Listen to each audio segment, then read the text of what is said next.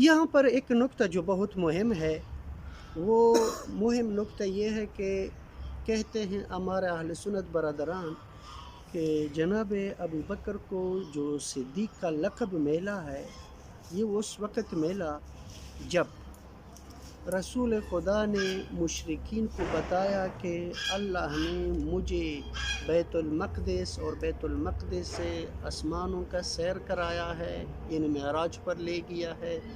یہ تمام جب واقعہ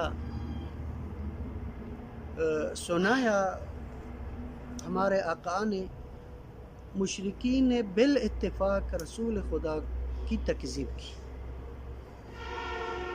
صحیح ہے، تو یہ کیسے ہو سکتے ہیں؟ یہ عقل نہیں مانتی، عقل کے مطابق نہیں ہے۔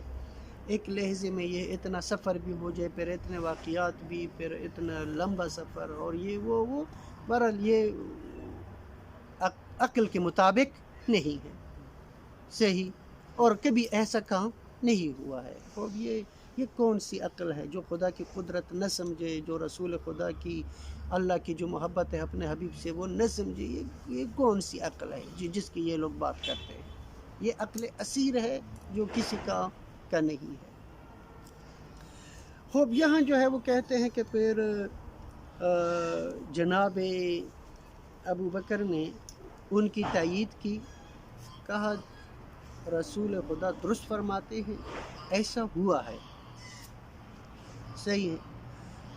اور جس وجہ سے رسول خدا نے جناب ابو بکر کو صدیق کہا کہ آپ اس گواہی میں سچے ہیں، متوجہ ہیں، اور یہ لقب جو ہے وہ ان کا ٹھہر گیا، اس طرح کہتے ہیں۔ بعد میں یہ بھی کہا ہے کہ خوب کیسے جناب ابو بکر نے رسول خدا کی تصدیق فرمائی، کہا چونکہ اللہ نے رسول خدا کیا ہے، جناب ابو بکر کے لہجے میں رسول خدا سے صحبت فرمائی۔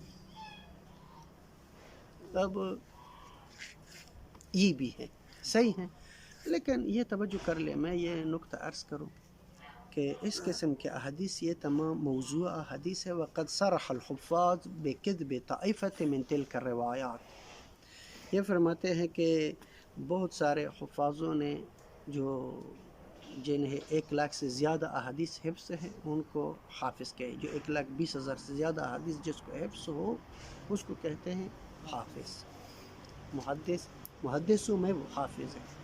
انہوں نے ایسے روایات کی تکذیب کیا کہ یہ من گڑت اور جھوٹی روایات ہیں، یہ تاریخ میں ہوا ہے اس طرح کے، چونکہ وہ در ہے کہ اب ذہن سے اتر گیا کہ وہ ایک نے لکھا ہے کہ حضرت معاویہ نے اپنے تمام تر اس میں صوبوں میں یہ آرڈر جاری کیا تھا کہ امیر المومنین کے جتنے بھی فضائل اور مناقب ہیں اسی طرح کے فضائل اور مناقب دوسرے صحابہ کے لیے بھی جعل کریں، اس انحصار کو توڑ دے، جو فقط امیر المومنین کے فضائل اور مناقب ہے دوسروں کے نہیں ہے، یہ حکم دیا کہ یہ جعل کرے، بنائے ہوئی۔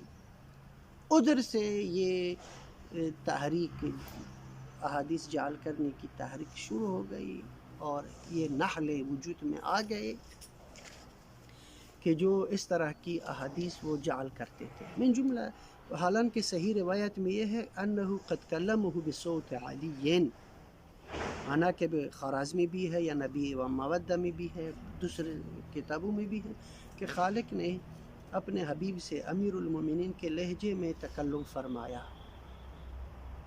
امیر المومنین کے، اور انہوں نے کہا جناب ابو بکر۔ خوب یہاں ابھی آپ دیکھیے کہ ہم پہلے عرض کر چکے ہیں کہ جناب ابو بکر نے ایمان لایا جبکہ 50 آدمی اس سے پہلے مسلمان ہو چکے تھے، صحیح ہے، یہ عبداللہ ابن عمر سے بھی اور دوسروں سے بھی یہ جو مروی ہے پہلے یہ بحث کر چکے ہیں۔ اور 50 آدمی جب مکمل ہوئے اس وقت علانیہ زمانہ شروع تھا بحث دعوت کا، زمانہ سیریہ ختم ہوا تھا، دار ارقم سے یہ باہر آ گئے تھے، متوجہ ہوئے؟ بس دار ارکم سے جب باہر آئے تھے، یعنی یہ بعثت کی 3 4 5 سال گزرے تھے. بس اگر اسراء کا واقعہ اور معراج کا واقعہ بعثت کی تیسرے سال واقعہ ہوا ہے تو اس وقت حضرت ابو بکر مسلمان ہی نہیں تھے.